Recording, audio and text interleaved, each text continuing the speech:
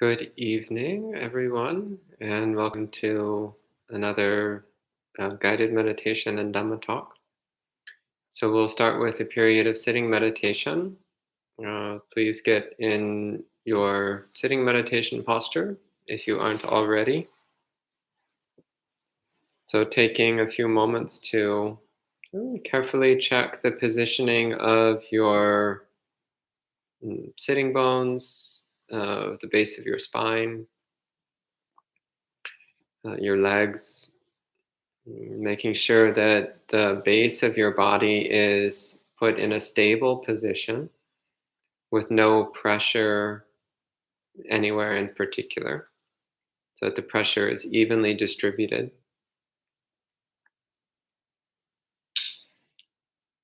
And your spine is resting upright,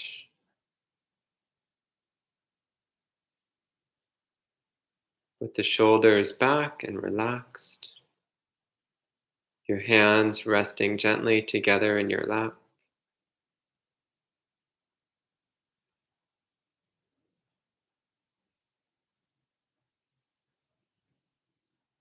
Your eyes either closed or pointed down at about a 45-degree angle so that the eyelids partially close.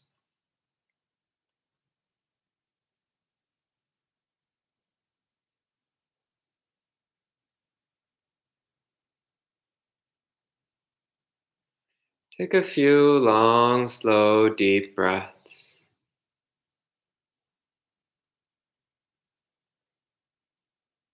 With each breath, letting the body and mind relax. Just dropping whatever you've been carrying, whatever tension you've been carrying in your body, just let it drop. Whatever tension in the mind, thoughts we've been carrying around, emotions we've been perpetuating, whatever is going on in there, let that drop as well. So we're starting this moment with a clean slate, dropping whatever we've been carrying.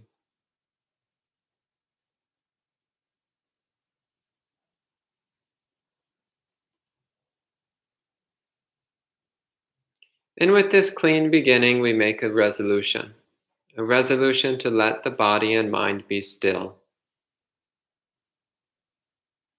fully aware, yet fully motionless.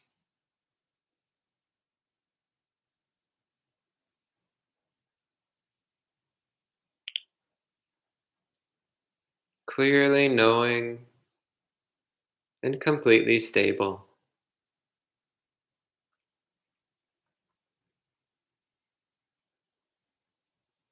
So bring attention to your body,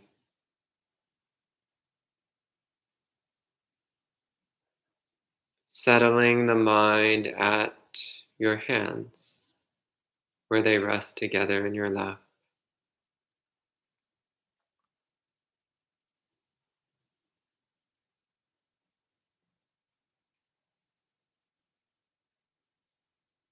Letting this be the seat of your awareness, the center point of the mind.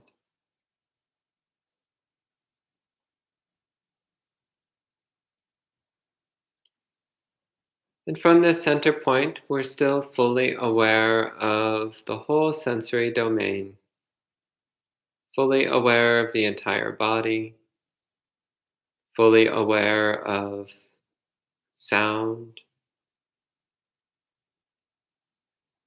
fully aware of all our senses, and fully aware of the feeling of the mind as well.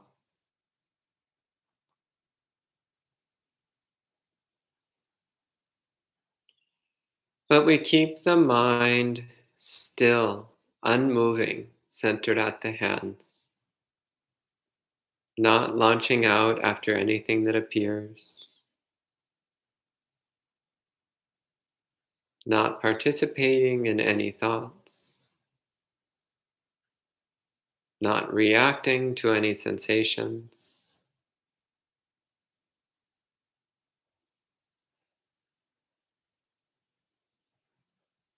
just maintaining still, clear knowing centered at the hands.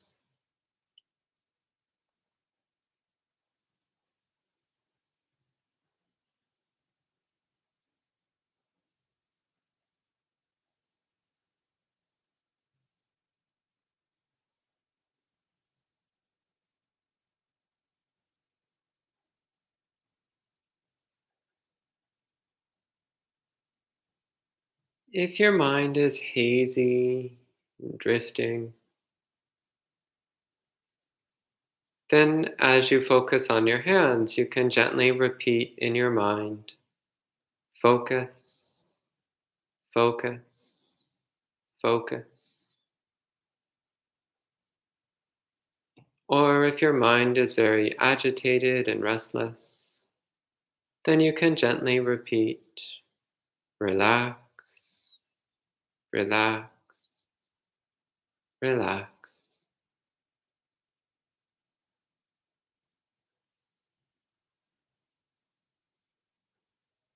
And if at a future time the mind becomes balanced, steady,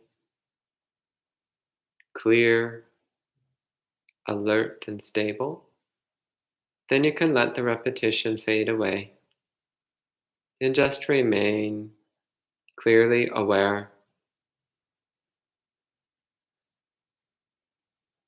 silently aware.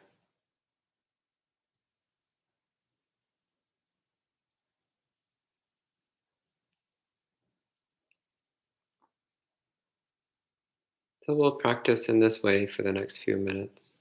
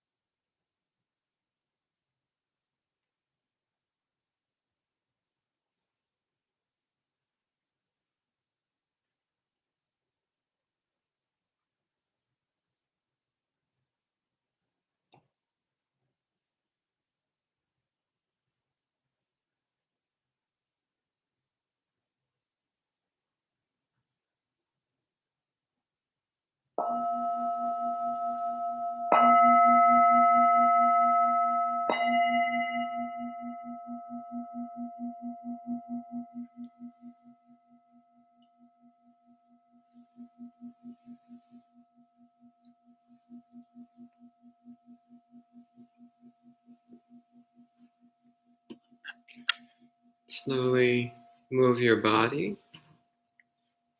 if you wish to.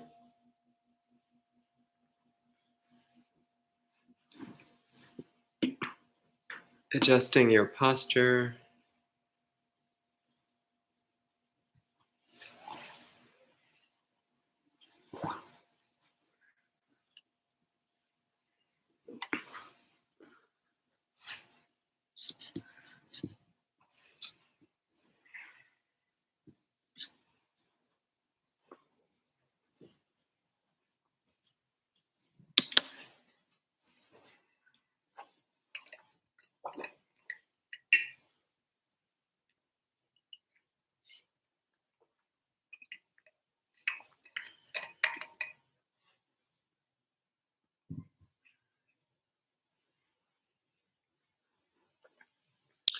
So we'll start by paying homage to the Buddha.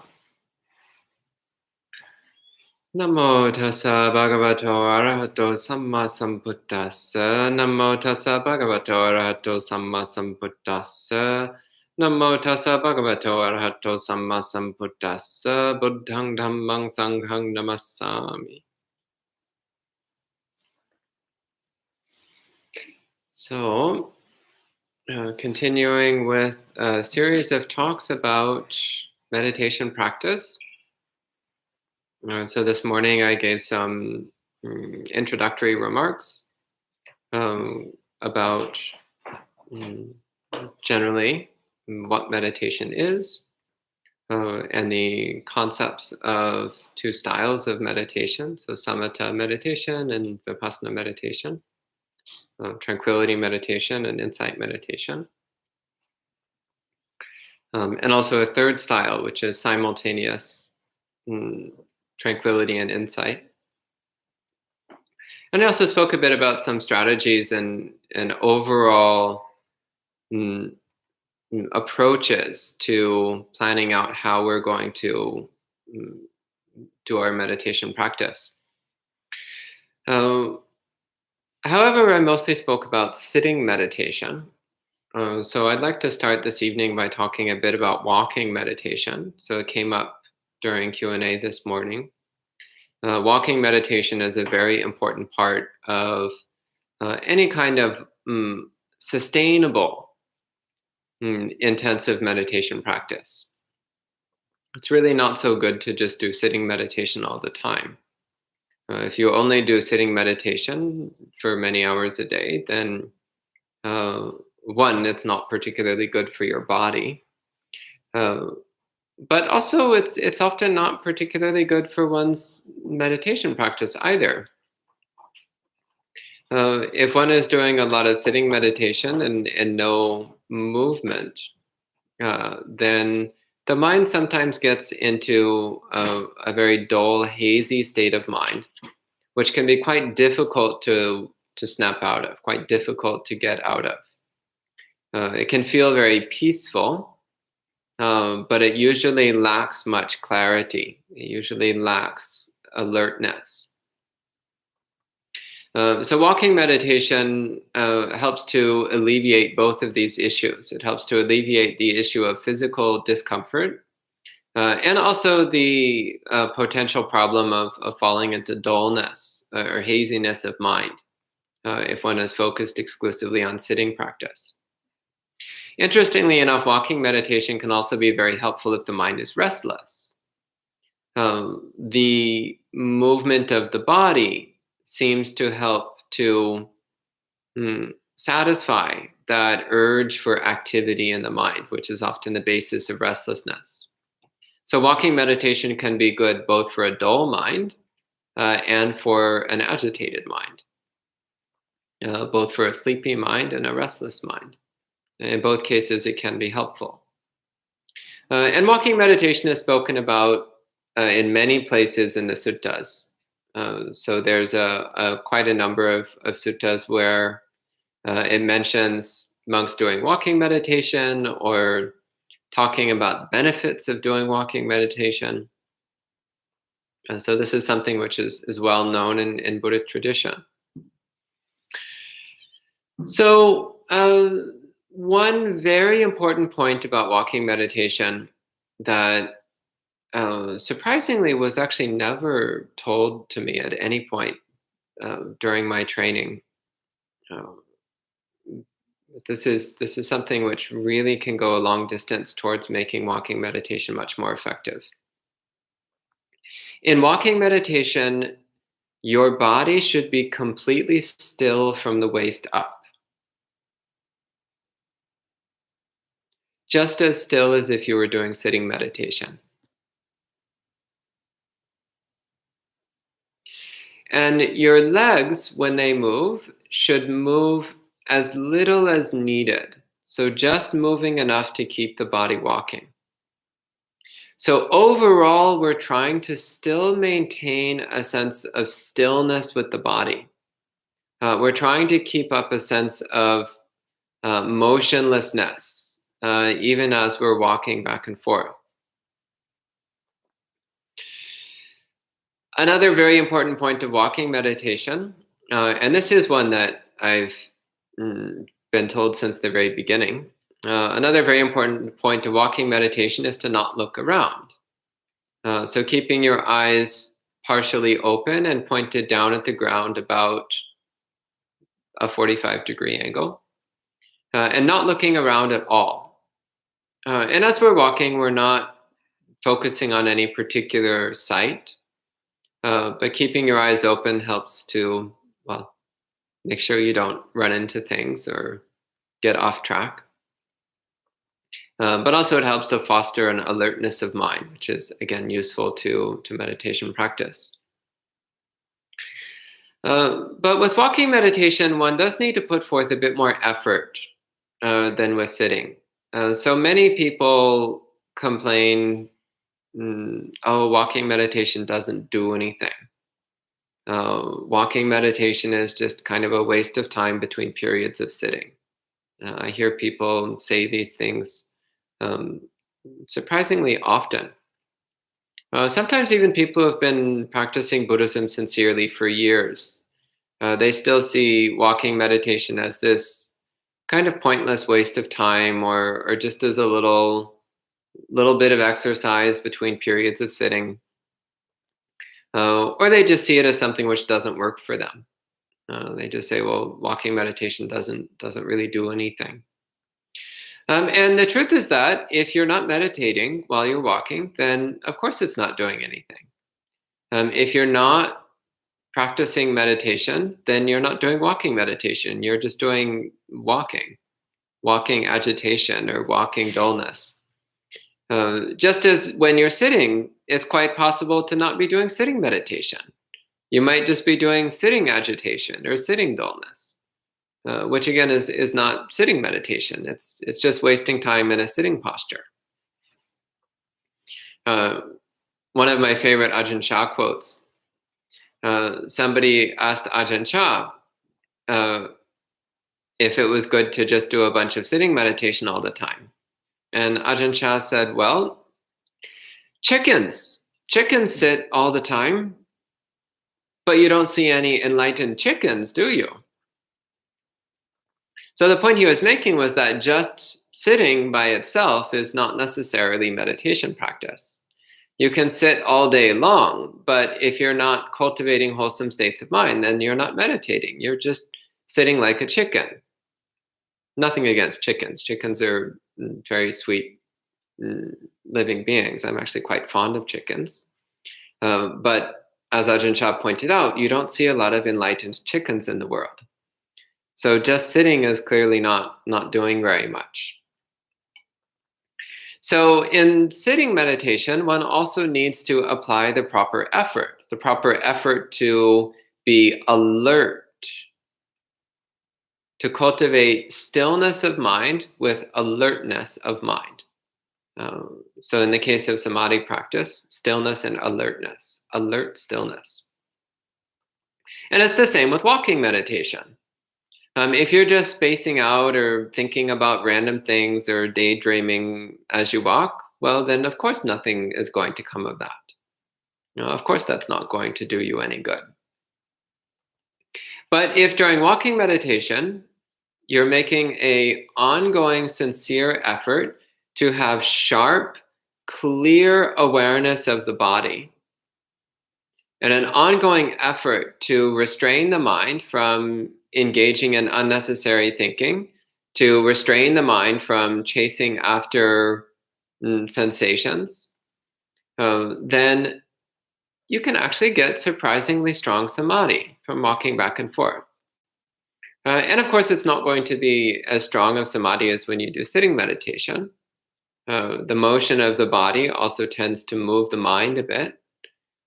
So it's not easy to get very deep samadhi during walking meditation. But you will usually find that if you make a really good effort during your walking meditation, then when you do sitting meditation afterwards, your samadhi will be much stronger. The samadhi that comes after walking meditation can be very powerful. Actually, some of the best samadhi experiences I've had in my life were after long periods of walking meditation. So it's not to be set aside lightly as an intermission between the real deal. That's not the case at all. Walking meditation is a continuation of our meditation practice, not an intermission between periods of meditation.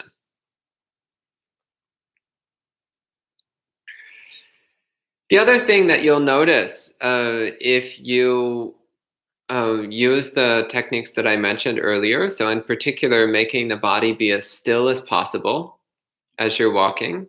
So again, only the legs move, and even that is just the minimal amount necessary. And really making an effort to keep the mind still and alert during the walking meditation, clearly aware of the body, then you can get to a point where the mind starts to shift, where the mind starts to transform. So you can enter into a state of remarkable tranquil samadhi during walking meditation. It just doesn't happen as quickly or as easily as with sitting. So again, if you're doing any amount of meditation during the day, more than just one period of sitting, then it's recommended that you switch between sitting and walking meditation. So sitting, walking, sitting, walking, sitting, walking, sitting.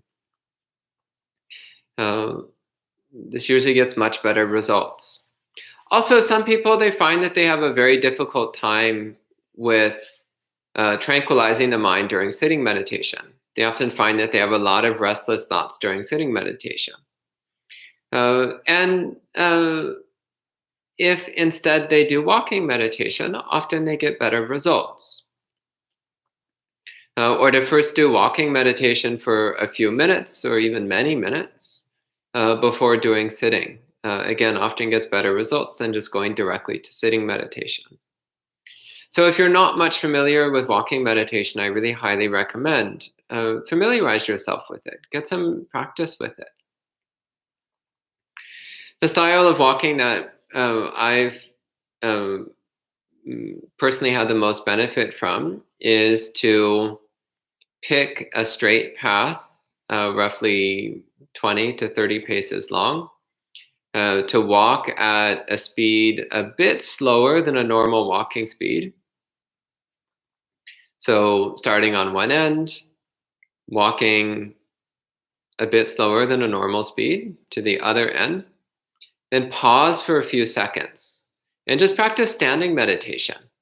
Just focusing on feeling the body with standing meditation, doing mindfulness of the body for a few seconds, then slowly turn around.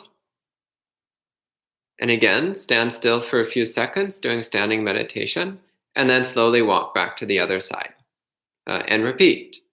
So those pauses at either end, the pauses for standing meditation, also tend to greatly empower the walking meditation.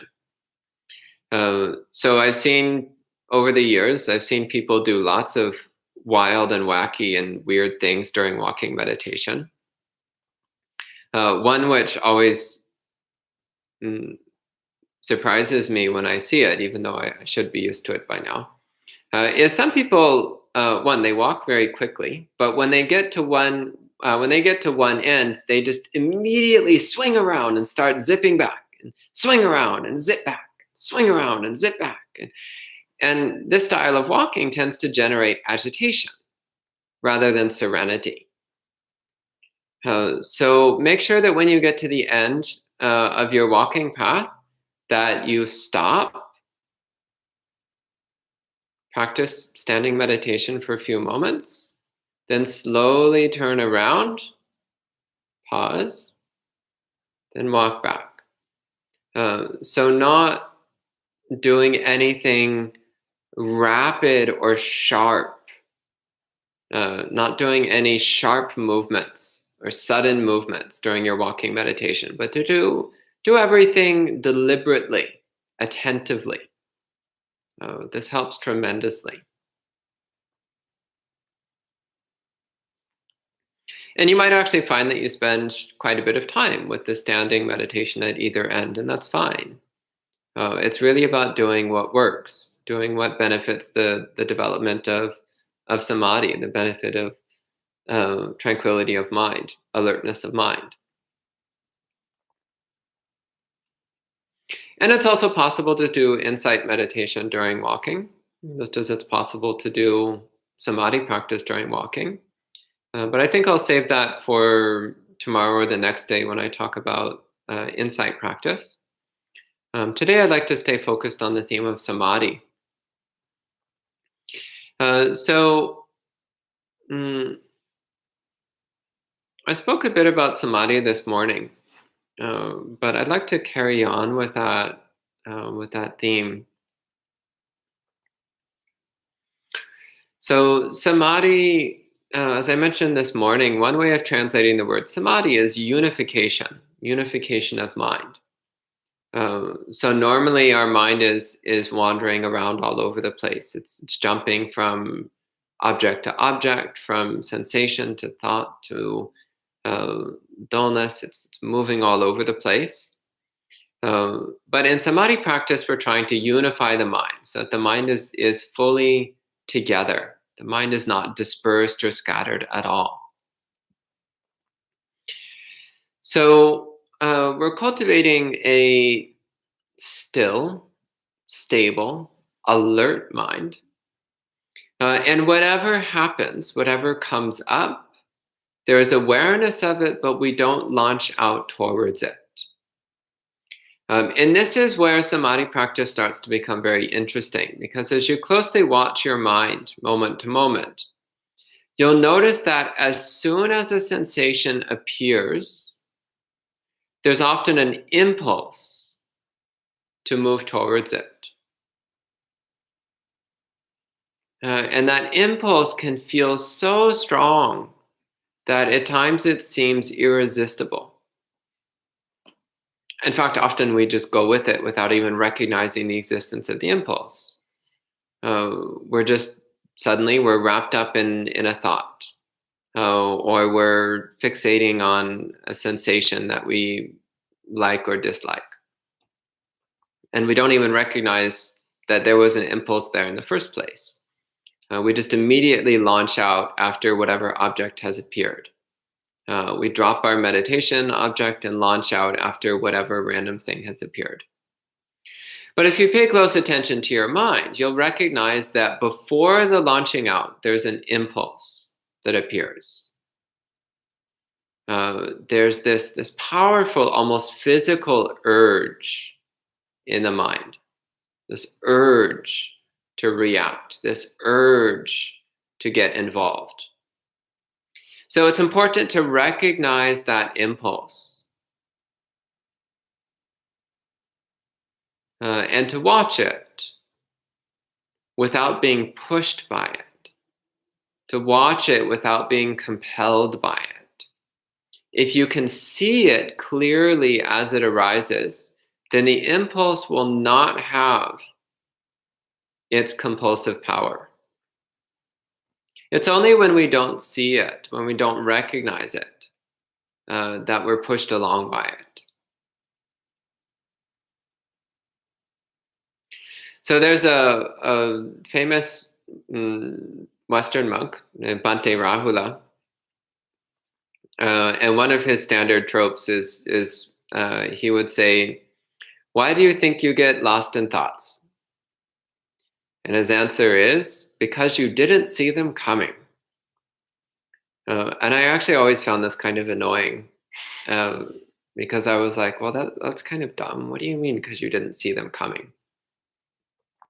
Until I realized that he wasn't talking about the gross formation of the thought, but he was talking about the initial arising, that impulse to move towards the thought when it first arises.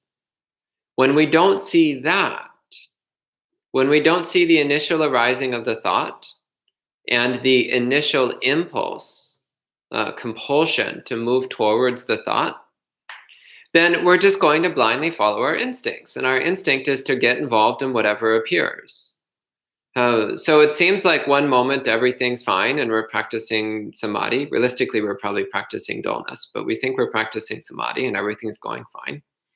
And then the next moment, we're all wrapped up in thinking about what happened yesterday or what we need to do tomorrow or that thing on the news or that thing from a week ago. And it's like, well, what happened? What happened to my meditation? And actually, the truth is that our meditation clearly wasn't going so well in the first place, because if it was, we would have noticed the arising of the thought, and we would have noticed the impulse to move towards the thought. So the fact that we missed all of that means that we actually weren't paying that much attention in the first place. And the fact that we just blindly followed our instincts and launched out after whatever random thing appeared indicates that we weren't practicing self-restraint either. So clearly our meditation actually wasn't going so well in the first place. We thought we were practicing good samadhi, but actually we were just practicing dullness. We were just practicing haziness, which you might, some people think of haziness or dullness as being like the near enemy of samadhi. Something which kind of resembles samadhi, but isn't quite it. Just as pity is called the near enemy of compassion, because it has some resemblance to compassion, but it's not quite right. It's tainted. It's distorted. So in the same way, dullness of mind kind of resembles samadhi in the sense that it's kind of peaceful, it's kind of pleasant. But it's not quite right because it lacks the sharp, intense alertness that true samadhi has. So when we have genuine samadhi, there is this intense, clear knowing of everything that comes and goes in our experience, moment by moment. And when we have true samadhi, that knowing is also accompanied by the self-restraint of not chasing after or launching out towards anything that appears. So here at the monastery right now, it's raining. So we can hear the rain. And on some level, we know that it's cold and wet outside. But we're inside. And inside, it's safe and warm and peaceful. So even though we're aware of the rain falling, we're aware of the noise, we're aware of the coldness and dampness, we're safe from it. We're insulated from it. We're not involved in it. So in the same way, when the mind is in samadhi, there's the clear awareness, the clear knowing of the arising and ceasing of thoughts, of the arising and ceasing of sensations. But there's a sense of safety. A sense that we're insulated from those activities of mind, those sensations of body. We're safe from them. We're not touched by them. We're not affected by them. We're not out there in the rain. We're not out there in the cold and the wet. We're warm and safe here inside the monastery. So in the same way in samadhi, we're warm and safe in mindfulness and serenity. We're warm and safe in alertness and equanimity. We're not affected by the sensations. Even though we're fully, clearly aware of them, we're not affected by them. We're not getting involved in the thoughts. We're fully, clearly aware of the thoughts as they come and go, just as we're fully, clearly aware of the sound of the rain. But just as we're not affected by the coldness and dampness of the rain, in the same way we're not affected by the coming and going of mental objects. So this is the kind of mind of samadhi that we're developing, that we're aiming at.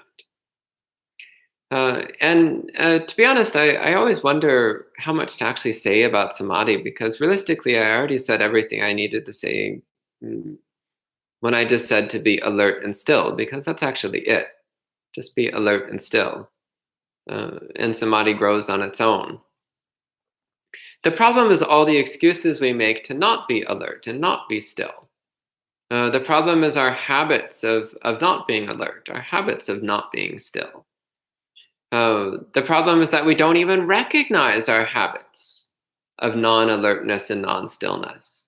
We don't even recognize our impulses towards non-alertness and non-stillness. So this is why samadhi practice takes time. It's the time it takes to gradually peel away layer after layer after layer of habits of non-samadhi. Layer after layer after layer of habits of dullness and agitation. Layer after layer after layer of habits of restlessness and reactivity. And underneath each layer, there's another subtler layer. Until finally we get to a point where we actually aren't doing anything except holding still and paying attention. And whatever appears, we don't react and we don't get involved. We just know it as it comes and goes, but we don't move from our place. We don't move our attention from our object. We're not shaken by whatever comes and goes. We don't get up to chase anything that comes and goes. Then finally, the mind settles into samadhi. And at this point, one is not far from jhana. And at this point, jhana will develop on its own. It will occur on its own. You don't need to force it to happen. It will happen all on its own. In fact, if you try to force it to happen, then you're just generating more disturbance in the mind. So you just allow it to develop on its own. The effort is the effort to be aware, the effort to be alert. That's all.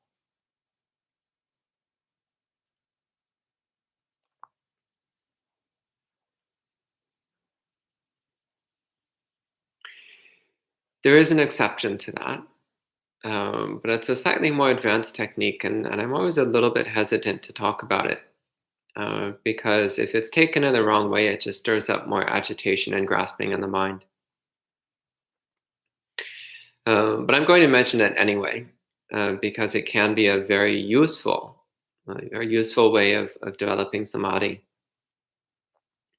And this comes from first knowing that one of the most immediate and noticeable side effects of samadhi is a feeling of euphoria in the body.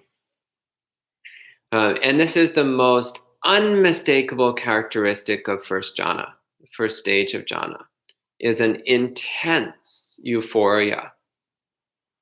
Euphoria beyond anything you've ever felt before if you haven't experienced jhana. And as you start to get closer and closer to jhana, the euphoria will appear and gradually become stronger and stronger. And even when your samadhi is relatively weak, there's still some small amount of euphoria that accompanies even weak samadhi. So one way of developing samadhi, which is a bit more on the side of effort, is to, once the mind has a little bit of samadhi, look for the feeling of euphoria. So it's all throughout the body, saturates the entire body. It's very pleasant and it's very peaceful.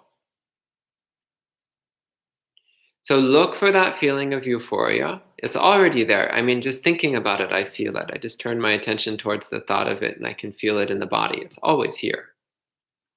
But if you're not familiar with the sensation, you might not know what I'm talking about. In which case, just disregard everything I'm saying because it won't be helpful to you at this time. But you turn your attention to that sense of euphoria in the body and work on just gradually intensifying it. Kind of like when you have a light bulb with a dimmer switch and it's all the way on the dimmest setting and you're just gradually turning up the dimmer switch. So the light gradually gets brighter and brighter and brighter with each passing moment. You can do the same with the feeling of samadhi-born euphoria. So what in Pali is called samadhi jang piti sukhang. The euphoria produced by samadhi. So focus on that feeling of euphoria, and gradually intensifying it moment by moment. So this is making the samadhi-born euphoria itself your meditation object, and the intensification of that samadhi-born euphoria your meditation method. This is a more advanced way of developing samadhi. And again, I mention it always with some hesitance because if you don't know what I'm talking about, if you don't already know what I mean by samadhi-born euphoria, then this technique will do you no good. And it will just stir up further confusion. So again, if you don't know exactly what I'm talking about, disregard that particular instruction. Just do the basic samadhi instructions I've been giving all along. So I think I've said more than enough. At this time, I'd like to take some questions. I see there's a lot of questions already. First off, hello to all the friends joining in. So hello, Jens, Mimi, Kauser Friend, Adine, Edward, Denise, Mary, Mike, Aya Vimilaniani. Good to see you, Venerable. Always lovely to have another monastic joining in. And hello, Kumo, Bhavani, Leonard, Melinda, Alexandra, Putrika, another Alexandra. Okay, multiple Alexandras today. Hello, Paul, Johan, Gita, Angela, Elaine, Miguel, Amaranta. Wow, lovely. So many people. Really wonderful to see so many people interested in Buddhist practice. So, first question, Bhavani asks, what is meant by miccha samadhi and samma samadhi? That's a great question. So samma samadhi means correct samadhi, right samadhi. And it's one of the 8 aspects of the Noble Eightfold Path. So samma samadhi is a necessary component for awakening. And the Buddha defines samma samadhi as being jhana. This is the standard definition he gives all throughout the suttas. So samma samadhi, by definition, has mindfulness as a component. By definition, it has clear awareness as a component. Whereas miccha samadhi, wrong samadhi, lacks clear awareness. So this is similar to what I was saying earlier about how a dullness of mind has some resemblance to samadhi, but it's not quite right because the mind is not clearly aware. Similarly, miccha samadhi is a state of mind in which the mind is unified, not moving. So the mind is very peaceful and very still, but the mind is very dull. It's very hazy and unclear. And actually, if you're practicing miccha samadhi, you can get to a point where you black out entirely, where you lose awareness entirely. And then when you come out of that state, you'll feel very peaceful and calm, kind of like you just took a nap, because realistically, that's basically what you just did. You just took a nap in a sitting position. And unfortunately, many people mistake that to think that they've entered samadhi, or even that they've attained jhana. But in the suttas, it's incredibly clear that in jhana, there is intense mindfulness. There is clear awareness through all four jhanas, and even through the first three formless attainments as well. There's always intense, clear knowing of one's experience, intense awareness, all through the first four jhanas and the first three formless attainments. So if there's any lack of awareness, then that's miccha samadhi, wrong concentration, which does not lead towards awakening. It doesn't lead towards much of anything. It's kind of peaceful though, and it's better than thinking hateful thoughts, I suppose. It's better than rolling around in greed or aversion. It is cultivating tranquility. Tranquility is a factor of awakening. So if you're starting from a place of miccha samadhi, so this kind of dull, hazy peacefulness of mind, well, at least you're cultivating peace of mind. That's great. And try to incorporate more alertness and awareness. And then your miccha samadhi might become samma samadhi, which should be a lot more helpful. So let's see, there's a few comments. Angela says, maybe we were all enlightened chickens in a past life. Well, I guess we'd have been released from the cycle of rebirth, so half enlightened chickens. Yeah, actually, we have all been chickens many, many times. And some of those times, we probably were practicing miccha samadhi. Or maybe we were developing wholesome mind states. So we used to have some chickens living at the monastery, and they were actually really sweet, lovely people. Really, really nice, sentient beings who were actually quite a joy to spend time with. Gave me a lot of appreciation for chickens. But they were not enlightened, that's for sure. Ayasam was laughing because she remembers how unenlightened they were. Denise asks, can you focus on the breath while doing walking meditation if you've been focusing on the breath while doing sitting meditation? Or is it okay to focus on two different objects? So that's a good question, and it's one that comes up a lot. So the usual recommendation is that it's not so good to do anapanasati, mindfulness of breathing, during walking meditation. That mindfulness of breathing, it's more difficult to do it well with walking meditation. It's better to do mindfulness of the body without focusing on the breathing in particular. So that's the standard advice. However, it's also often said that if your breath meditation was going really well during sitting, and you want to try to maintain that continuity through to the next period of sitting, then you can try to do mindfulness of breathing during walking. And some people have success with this. Just advance warning, it is more difficult, which is why it's not normally recommended. But it can be done. I don't personally, but I also rarely do mindfulness of breathing even while sitting, let alone while walking. And realistically, the people I know who do commonly do mindfulness of breathing, most of them don't do it with walking. They'll switch to mindfulness of the body or something else, or the elements when they're doing walking, and then switch back to sitting, to breath meditation while sitting. But it is an option. You can try, see what happens. Jens asks, Bhante, I found when my mind is tired and my attention wanders, I change my pace in walking meditation, increasing it close to my regular pace. Is this okay, or should I always try to keep a slower pace? So it is perfectly fine to adjust your walking speed depending upon the needs of your mind. Speeding up when you're feeling sleepy is a common adjustment that people will make, or slowing down if you're restless, again, a common adjustment you can make. But actually, I often find that over the course of a period of walking meditation, I might adjust my speed a little bit just depending upon what feels right.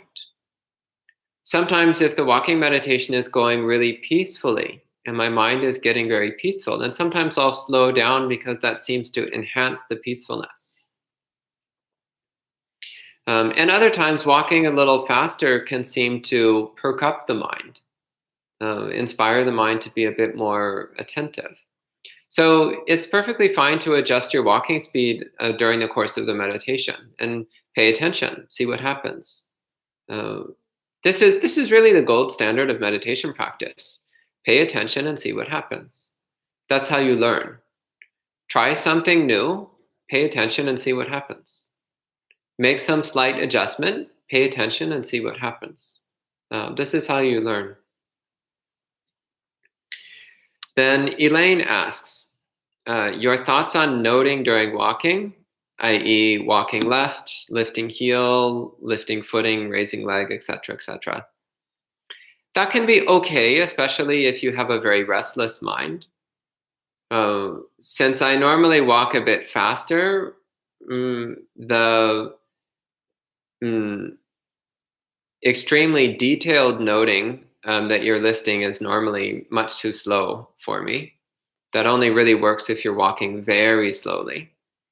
So what I will use if my mind is really not getting into the walking meditation is just left, right, left, right, left, right. And that I find quite helpful as a way of cutting through a lot of thinking. So that's fine. It's fine to use some form of noting practice with walking meditation, especially for a lot of thinking. But as you become more focused and settled, stop the noting and just cultivate direct awareness, because that's when the meditation gets really powerful. Noting practice is great when your mind is restless and unsettled. But if you keep up with the noting, then you will never get deep samadhi and you will never get deeply settled, because the noting itself generates a certain disturbance in the mind. So noting practice is a great segue to samadhi practice, but you have to know that at some point it needs to be let go of. You need to drop it and just practice direct awareness. So that's actually the end of the questions. There's a few more comments, but that's it for questions. Any questions from the monastery residents? No? I'm hoping that's samadhi rather than sleepiness. Comment. Go ahead. Quick comment on the Anapanasati while walking. That's something I learned from Thich Nhat Hanh in that tradition. Actually, spontaneously in my practice, I find the two are not incompatible. But I put more emphasis on the body. But sometimes I'll notice that when samadhi grows, I can be aware of the breath at the tip of the nostril. While walking, I'm like, wow. And then it'll go away, and I'm going to try to bring it back.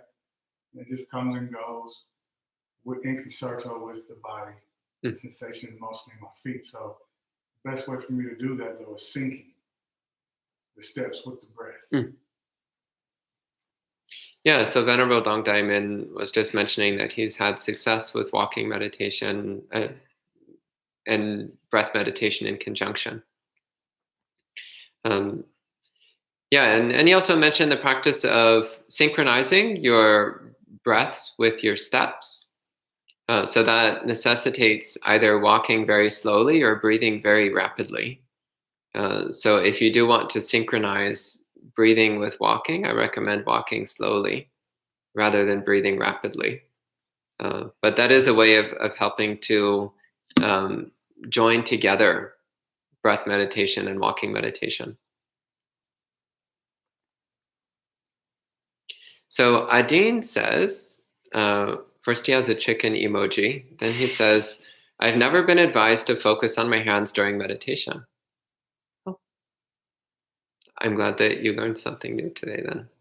And it says, tonight it helped me immediately experience piti when I shut my eyes. Great. And says, is it attachment to strongly enjoy the piti? Yeah, it is. But in this case, that's a form of attachment which can help you develop samadhi. So enjoying the piti, the euphoria, helps you to focus on your samadhi practice and to commit to your samadhi practice so that it gets stronger and stronger. So there's an interesting sutta where the Buddha says that the way to overcome sensual desire is through the euphoria that comes from first jhana. I find this really interesting because he's basically saying you're just replacing one form of sensual attachment with a more refined form of sensual attachment. So rather than being attached to coarse things like food and sex and music and the other blasé things that people tend to get into, instead you can focus on a much more refined and wholesome form of sensual pleasure, which is the euphoria produced by samadhi. So is that a form of attachment? Yes, it is. However, it is a form of attachment which is part of Buddhist practice and leads towards the relinquishment of attachment. Whereas the attachment to ordinary sensuality is not part of Buddhist practice and does not lead towards letting go of sensuality, does not lead towards overcoming attachment. So you don't need to worry about attachment to euphoria, samadhi-born euphoria. So the piti, the euphoria that comes from samadhi, is a very wholesome thing.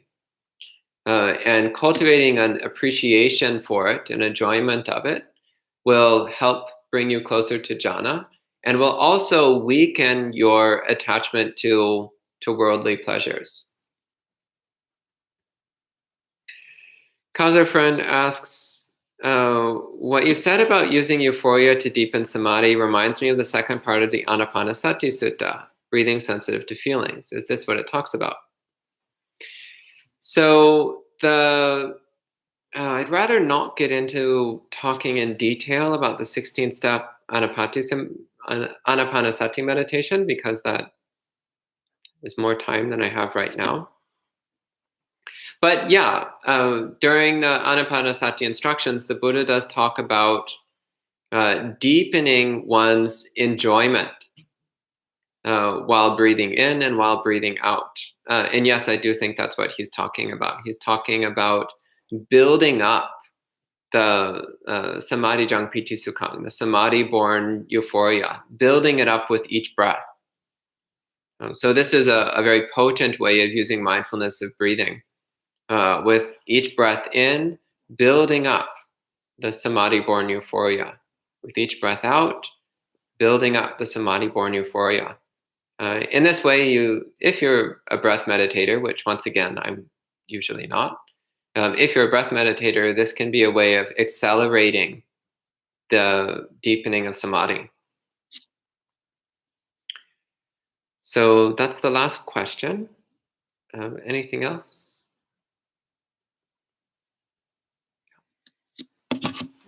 Bhante, usually, well, in the suttas, there's always what precedes strong samadhi, which is the seclusion from the five hindrances. And the first of which is greed-based. So if liking is to some extent diminished or secluded from, how could one cling while in samadhi? So our resident Anagarika Drew is asking if attaining jhana necessitates letting go of the five hindrances. And the first of the hindrances is kama chanda, so interest in sensuality. Then doesn't that mean that in first jhana there would be no desire or attachment towards sensation? Do I understand that? Is that what you're asking? More or less? My answer to that is noticing that kama chanda, the word kama is not referring to samadhi jang piti sukhang. It's not referring to the euphoria that's born from jhana because that's not kama. Kama, so K long A M A, kama, is referring to ordinary coarse sensual pleasure. It's not referring to the refined samadhi-born euphoria. So there is some measure of desire and attachment present in first jhana, which is why it's not second jhana. And there's some desire and attachment in second jhana, which is why it's not third jhana. And the desire and attachment present in first and second jhana are, in fact, desire for samadhi jang piti sukhang and attachment to samadhi jang piti sukhang. And it is that very attachment which prevents one's samadhi from deepening into third and fourth jhana. But it's not the same as kamachanda. Kamachanda is when you're sitting there thinking, donuts, donuts, when will he ring the bell so I can get donuts? That's kamachanda. And with that, you will never get anywhere close to jhana, which is why we don't normally have donuts at the monastery. We have another question here. Annie is asking, good morning from Dubai. Well, good morning to you in Dubai. It's so lovely that someone from Dubai is joining in. So I have Vimla and Yanni in Sri Lanka, is it? Mm-hmm. And Annie in Dubai. This is great. We've encircled the globe. Annie asks, could you please elaborate how to differentiate between being aware and noting, as you mentioned, in walking meditation? So awareness is the direct experience, whereas noting is a mental comment about an experience. And so noting will always be a somewhat coarse and clumsy description. No matter how precise you try to be, it will always be pretty coarse and clumsy. But if you're not paying attention at all, then noting practice will help you start to pay attention, at least in a coarse and clumsy way. Coarse and clumsy attention is a lot better than no attention. So I'm not dissing noting practice. It's actually very useful under certain states of mind. I just don't believe it's useful 100% of the time. But there are states of mind where noting practice is actually really helpful. And one of them, again, is if you're really not paying attention at all, then noting practice is a way of encouraging yourself to start paying attention. Because, for example, if you want to note lifting left, then you have to actually be aware that your left foot is lifting. And in order to be aware that your left foot is lifting, you have to be paying attention to what your left foot feels like. Or at the very least, paying attention to the wish in your mind to move your left foot. So noting practice helps you start to learn how to pay attention, which is a really useful thing because, honestly, I actually don't know how we have 8 billion people in the world who haven't all gotten hit by cars by now, because most people are really not paying attention. I mean, it's actually mind-blowing. I don't know how most people survive past childhood. So noting practice is great for helping you start to pay attention. But once you know what paying attention itself feels like, then drop the noting and just dig deep into that direct attention, that direct awareness, that direct knowing. It goes far deeper and more subtle than noting can ever go. Again, noting is coarse and clumsy. Better than nothing. Much better than nothing. But it can never reach the degree of refinement and subtlety that wordless attention can go. Okay? So that's the last question. If there's nothing else, anything else? No? Okay, so I think that's it for this evening. Thank you all for joining in, and we'll continue again tomorrow morning at 8 a.m. New York City time. So please join in if you can. And we'll close the evening with 3 sadhus. Sadhu, sadhu, sadhu.